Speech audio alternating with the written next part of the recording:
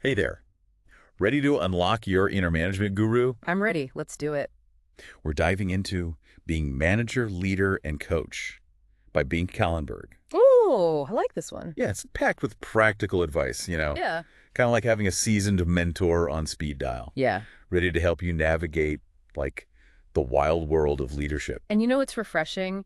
Kallenberg ditches the buzzwords, gets straight to the point. He offers those actionable insights that you can use whether you're managing a team or even a project or even just trying to get your own to-do list, like in order. Oh, that to-do list. Yeah. He starts with this concept that I know I struggle with. Yeah.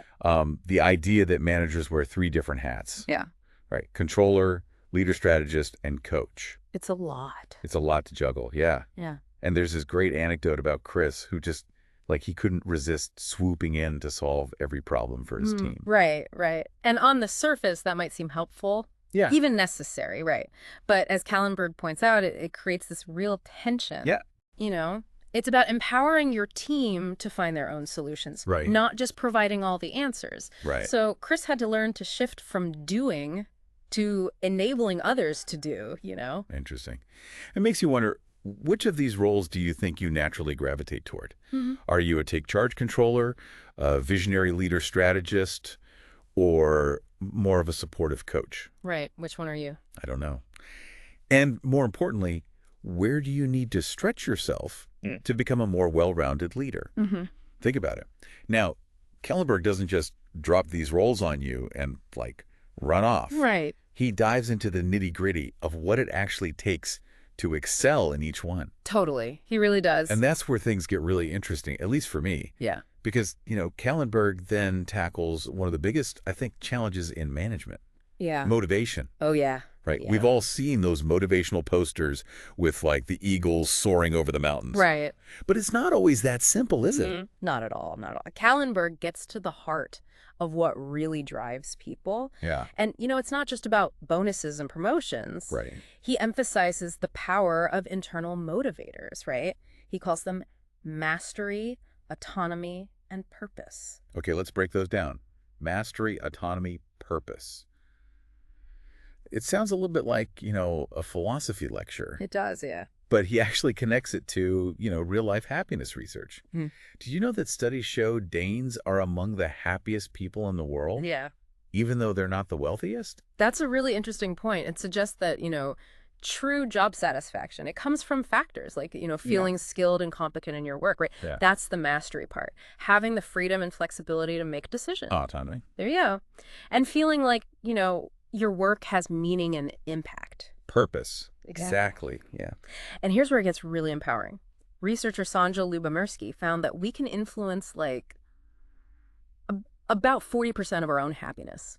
That means a significant chunk of it isn't just determined by our circumstances or genetics, We can actively cultivate it. Absolutely. Absolutely. And several of her tips for boosting happiness can be applied directly to our work lives. Interesting. For example, she talks about the importance of nurturing relationships. Yeah. Think about how much more enjoyable your workday is when you have strong connections with your colleagues. Oh, true. That sense of belonging, it can make a huge difference. It's so true. And it's something we can all work on, no matter our role or what we do. Yeah.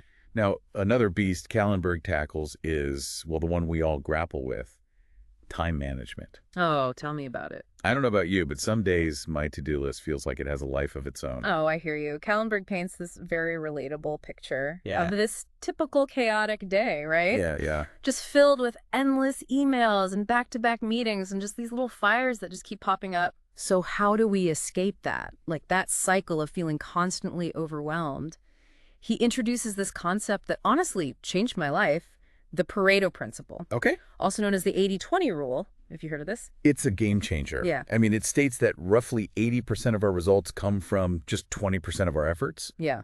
So if we can identify that crucial 20%, those high-impact tasks, and prioritize them, we can achieve significantly more with our time. Exactly. It's about working smarter, not just harder. He also shares some really practical time management techniques. Have you heard of the eat the frog technique? Of course, it's a classic for a reason. It really is. Get it out of the way, and the rest of your day feels lighter, brighter, more manageable. Oh, yeah. It's amazing how much mental energy we can waste, dreading a task, Right. But Kallenberg's time management advice, I think it goes beyond just, those clever techniques. Yeah.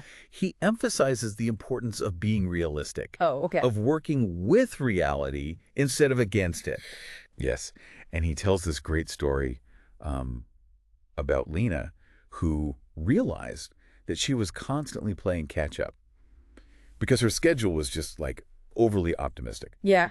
And her solution, she started blocking out unplanned time on her calendar. It sounds counterintuitive, but it's brilliant. Yeah. Right? Because, like, life happens. Unexpected things come up. All the time. Yeah. And by acknowledging that in our scheduling, we can avoid that constant feeling of being, like, behind. Right. Right. Yeah. It's about giving ourselves permission to be human. I love that. Now, speaking of things that can kind of throw us off our game, Kallenberg doesn't shy away from this topic that a lot of leaders struggle with, like the fear of leading. It's more common than people realize. Oh, absolutely. That fear of making the wrong decision. Yep. Not having all the answers. Yeah. Having to have those really difficult conversations. Right. It can be paralyzing. Absolutely. And Kallenberg acknowledges that fear is like a natural part of leadership. Even experienced leaders feel it, It's often a sign that we're stepping outside of our comfort zones, Right. Stretching ourselves. And that's a good thing. So how do we move through that fear? And how do we keep it from holding us back? Right. Kallenberg's advice, I think it's both practical and empowering. He talks about the importance of taking responsibility, seeking feedback, taking calculated risks. He also emphasizes the need to prioritize, like open and honest communication. It's about being transparent with your team, even when things are tough. Transparency and clear expectations. Music to my ears. Right.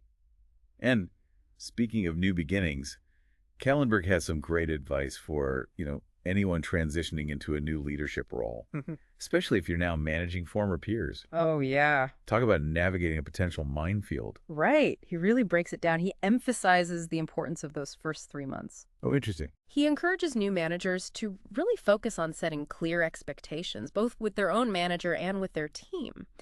He also stresses the importance of accelerating learning, seeking out like early wins and being really proactive about getting feedback. It's about like hitting the ground running, but also being open to learning and adapting as you go. Exactly. And I love that cautionary tale he tells about Tom, who, waltzed into a new leadership role and kind of just assuming he could do things the same way he always had. Spoiler alert, it didn't go well. It's a good reminder that, even if you've been successful in one context, you need to be willing to Adapt. Yeah, adapt your approach to this new environment. Yeah. Humility and a willingness to learn, essential.